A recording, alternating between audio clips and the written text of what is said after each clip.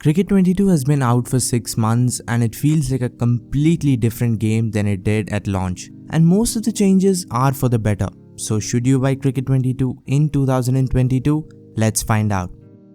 The current version of the game is twice as good as its launch version. Of course, bugs, glitches and crashes aren't seen every 5 minutes, but that is kind of expected.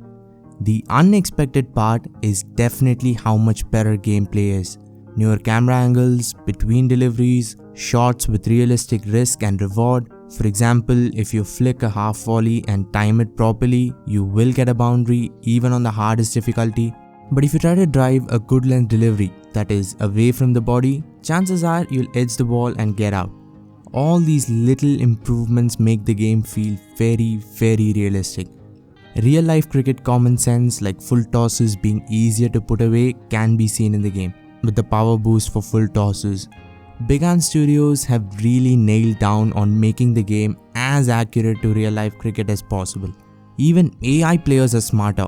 When they set an offside heavy field, they won't bowl on your legs, rather outside the off stump.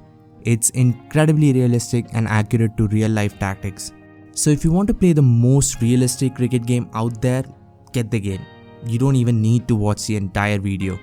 But if you still aren't sold, continue watching. I think the game should be played on hardest for batting at least. The only problem being ball marker time. It doesn't give you any time to think and react, so every shot becomes premeditated, which does get boring. So create a custom difficulty with a base setting of hardest and then increase the ball marker time to about 20 and leave everything else the same. This makes the game incredibly challenging, but you have just enough time to think and play shots according to the ball. You are no longer premeditating every single shot.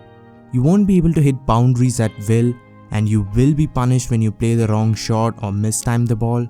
This almost perfect balance of challenge and satisfaction makes batting in Cricket 22 very addictive. Once you get used to the control scheme and learn every shot, but you still aren't able to score sixes at will because of the difficulty, the game is at its most fun. There aren't any major issues anymore, but stuff like bad catches taken by the wicketkeeper in front of the batsman are frustrating. The keeper almost teleports to catch the ball. But to Big Ant Studios' credit, they have fixed so many things since release. If you have watched any of my Cricket 22 videos in the last 6 months, you will know how useless the cut shot was. But now suddenly, the cut has become a really useful shot.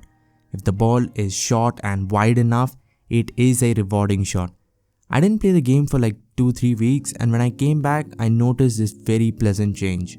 Batting has finally become a 360-degree experience. Before, it was almost only a leg side game because the flick was not risky at all, so you end up playing the pull and the flick every ball, especially on the hardest difficulty. If you try to play on the offside, you'd edge every single ball. Even now, cover drives are way too risky. I mean, cover driving a full toss or a half volley should have almost no risk, especially in white ball cricket. But instead, you'll edge a full toss even if you have perfect footwork, perfect timing and perfect shot selection. This is very frustrating. One more thing that is frustrating is how simple rules of cricket aren't followed. You aren't allowed to change the field after no ball if the same batsman is on strike. Yet the AI captain will completely alter the field. How Big Ant Studios miss such a simple thing is beyond me.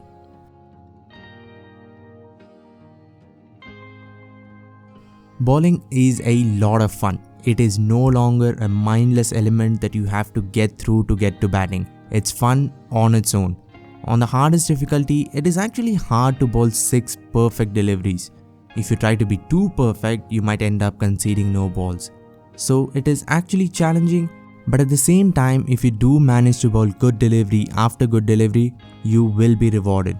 Or if the batsman is lucky, some edges will drop short, swing and misses, and balls going inches away from the stumps. But whatever happens, the game manages to keep your attention, engage you in a way bowling in past cricket title just didn't. Test match bowling was the real highlight for me. In limited over games, especially in T20s, AI batsmen will play the dumbest shots and get 6 runs for it. which gets annoying. Hitting sixes over extra cover to a ball outside leg stump, which would be fine if the batsman moves away or something, but they just either stand there and connect perfectly, which looks awkward and impossible, but the ball still goes away for a 100-meter six. Or they'll magically move, or should I say glitch away, outside leg stump to connect. But in test matches, AI batsmen play logically, leave, defend and drive, so it just feels fairer to you. If you bowl well, batsmen will edge it to the slips, a good in-swinger will knock the stumps out, and it's almost as realistic as real life. That'll go into the book.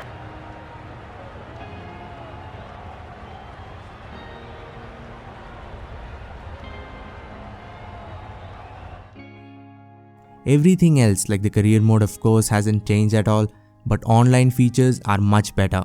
Community creations was a mess early on. The game used to crash or hang or keep loading forever. I haven't noticed that at all in the last 2 months. Challenges are fun. So yeah, the game is much more polished, and the good thing is they are still trying to improve and not giving up with the current state of the game. Little animations between overs or every ball itself, they're kind of mini cutscenes like the batsman getting ready and taking guard, or the fielding captain setting the field, the bowler walking to his mark. Little elements like that to the presentation of the game have also been added. So should you buy Cricket 22 in 2022? I think absolutely yes. If you're a fan of the sport, you probably have got the game already, but if you haven't, I think you should. Even if you're a casual fan of cricket who only watches World Cups and finals of tournaments, even then Cricket 22 is worth it in my opinion, because the game is just an unbelievable amount of fun. It doesn't matter if it's only single player or if you play with someone else, the game is enjoyable. If you're on Xbox, you can get Game Pass, which has Cricket 22 along with so many great games. You'll get to play the game much cheaper, and of course other titles as well, including Cricket 19. Cricket 22 at launch had potential, but had so many issues along with it.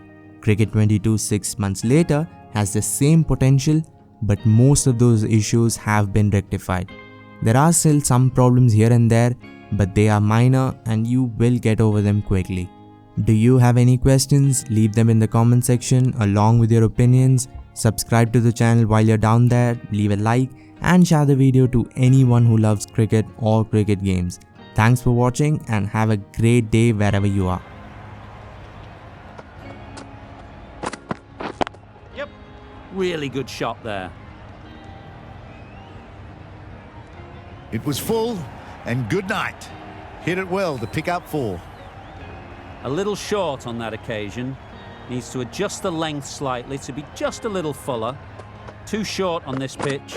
And as we've seen already, it makes it very easy to score. Didn't need to bother about running with timing.